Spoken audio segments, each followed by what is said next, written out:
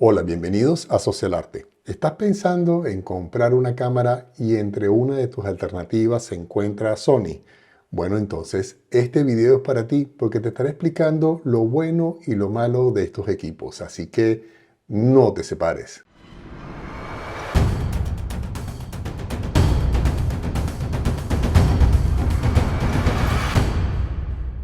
Primero que nada, vamos a partir de la base de que no hay un equipo perfecto. Y segundo, que bueno, considero que tengo suficiente experiencia con la marca para poder decirles sus ventajas y desventajas. De hecho, soy usuario de Sony desde la A100, una cámara que fue lanzada en el año 2006 y la cual me acuerdo claramente, fue su primera DSLR y muchísimos amigos fotógrafos me decían, cómprate una cámara, no un equipo de sonido. Yo venía del mundo de Nikon y estaba encantado con la marca, pero por primera vez iba a tener la alternativa de tener un lente Zeiss con enfoque automático. Y eso definitivamente me lanzó a Sony. De allí continué con la A700, la A900, la A55 y 65, que fueron las primeras con espejos translúcidos, después la A99, pasé por la A7, bueno, hasta llegar hoy en día que tengo la A7S3 y la A7 IV. Así que he vivido completamente la evolución de la marca en lo que se refiere al mundo fotográfico. Pero bueno, vamos directamente al punto. Empecemos con las ventajas.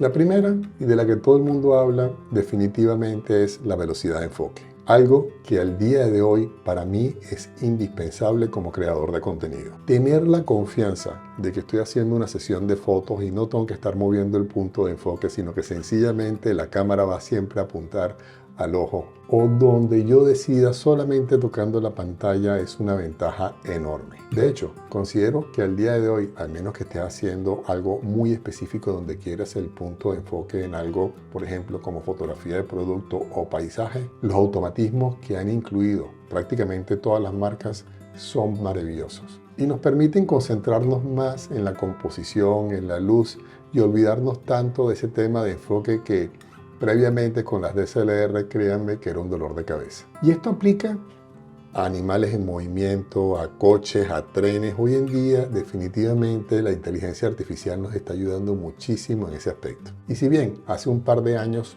podría decir que la diferencia era enorme entre Sony y las demás marcas, hoy en día creo que están bastante parejas, por lo menos en lo que se refiere a Canon. Pero habiendo tenido la oportunidad de probar diferentes marcas, considero que todavía hay una pequeñita ventaja en Sony con respecto a las demás.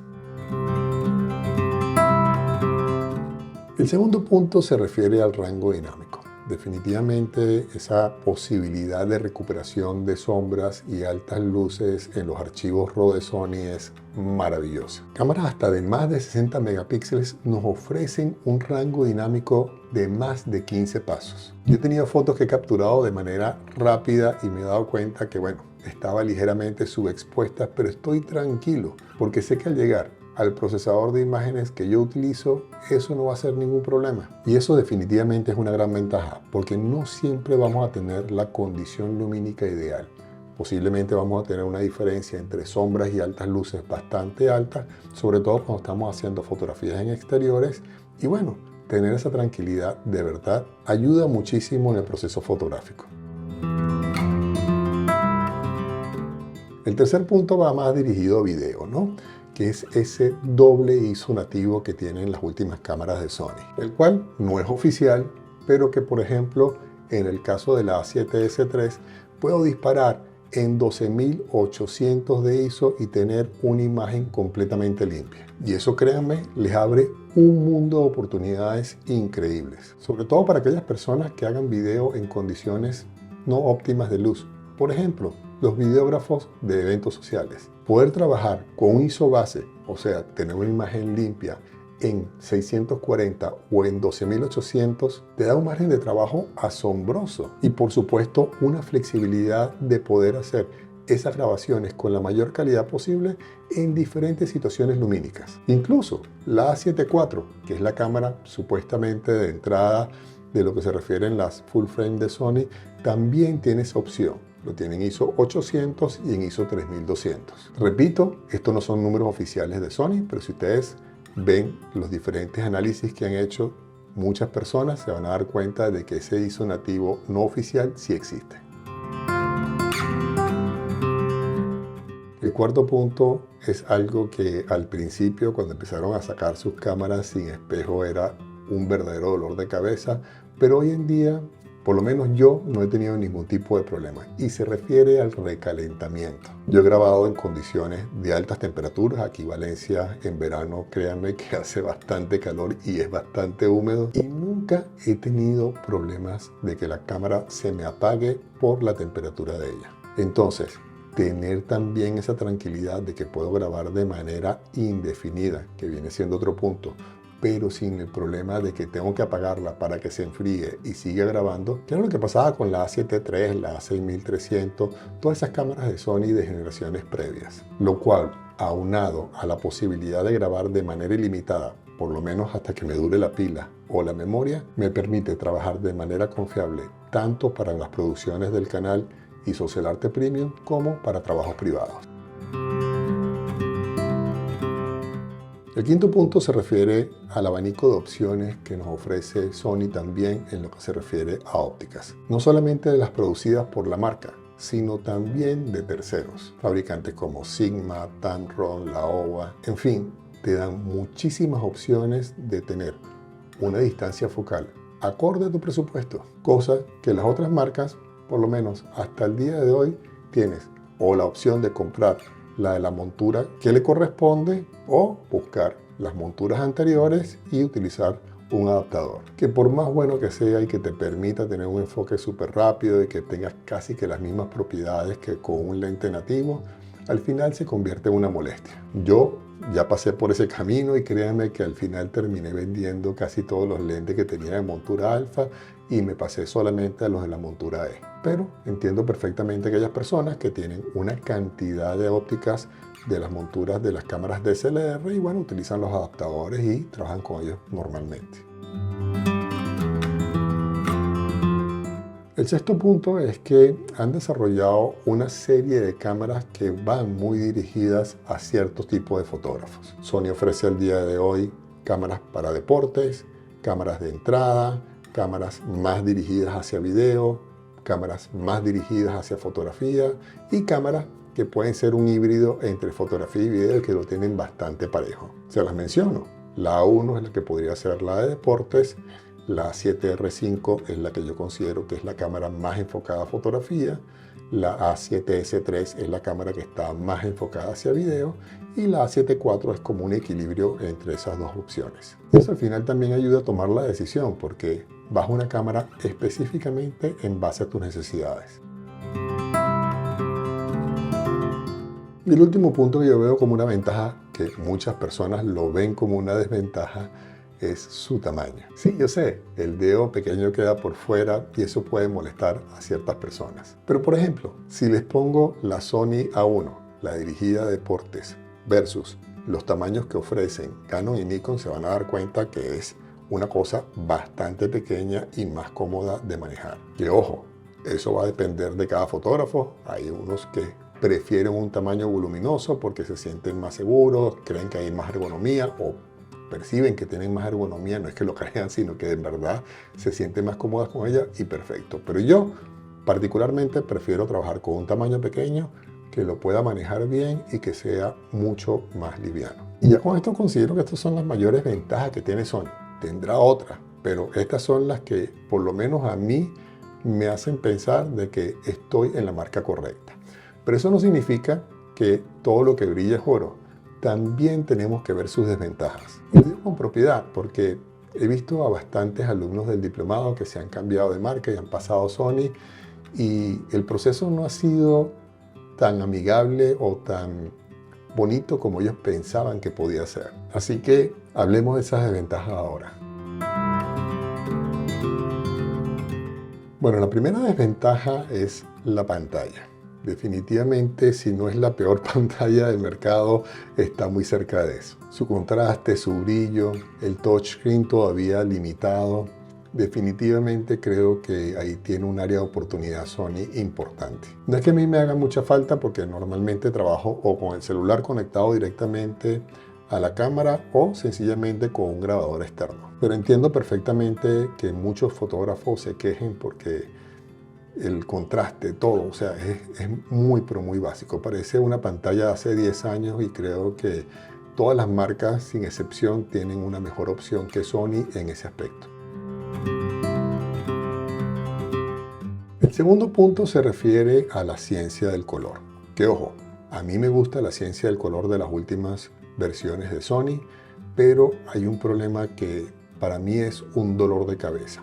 Yo tengo, por ejemplo, una A7C, una A7 IV y una A7S3, que las usamos para tener diferentes puntos de vista cuando estamos grabando videos para Social Arte Premium o para los diplomados de fotografía. Y déjenme decirles que las tres cámaras reproducen colores diferentes entre ellas, más la A7C con respecto a la A7 IV y a la A7S3.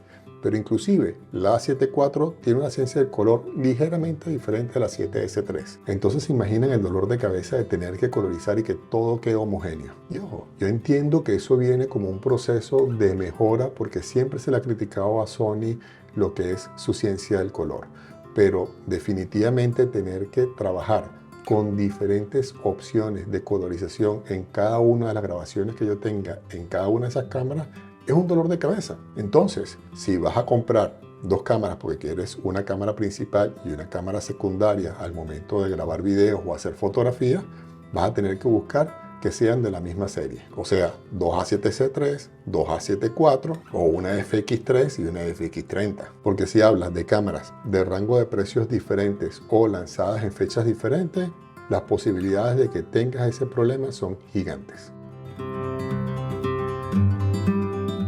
El tercer punto es uno bien delicado, de verdad que me enerva la sangre en ese caso Sony.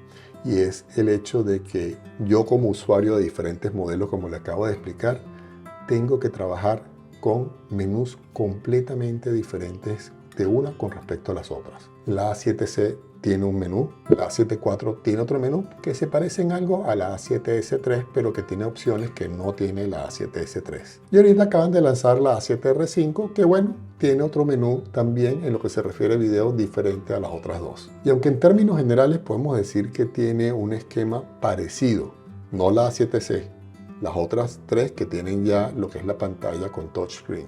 Entonces, tener que memorizar dónde está cada función definitivamente es un problema también. Si yo, por ejemplo, quiero formatear la memoria en la A7C, está en un apartado totalmente diferente a las otras cámaras. Y uno que tiene que estar manipulándolas tanto para poner los perfiles de color, los puntos de enfoque, ¿sabes? Porque dependiendo de cada situación yo tengo que estar moviendo y a pesar de que tengo eso programado en las memorias, siempre es un problema. Ojo, un problema para la persona que vaya a tener más de una cámara de la marca y siempre y cuando no sean del mismo modelo. Pero si están en la situación o van a pensar en invertir en la marca para tener de diferentes modelos, tienen que tomar esto en cuenta.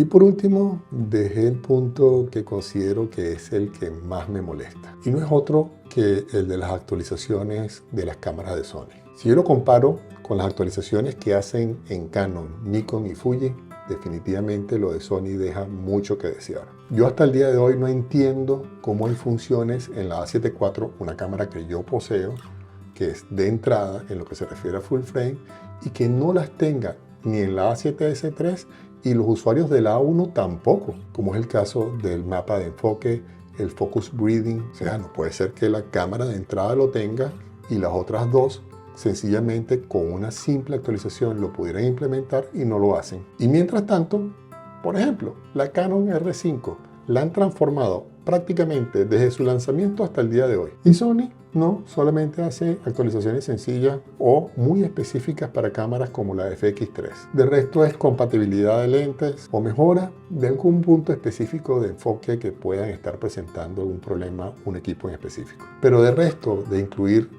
nuevas cosas o como mínimo agregar las que le estás poniendo a las cámaras nuevas a las de alta gama, eso sencillamente no existe. Yo, por ejemplo, apago la A7 IV y se cierra la cortina que protege el sensor.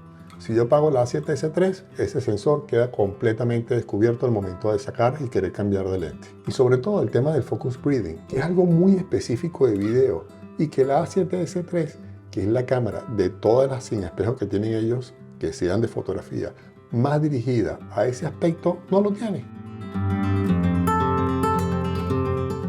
Ahora bien, después de decirle estas cosas que me desagradan y algunas me desagradan muchísimo, como pudieron ver, ¿cuál es mi veredicto con respecto a comprar una cámara Sony? Bueno, si tú eres una persona que no tienes problemas con esas desventajas que tiene, vas a obtener un equipo maravilloso. Yo estoy encantado con la marca, yo lo voy a seguir utilizando. Eso no significa de que haya alternativas muy buenas hoy en día también, como lo son, lo repito, la Canon R5 me parece una cámara maravillosa.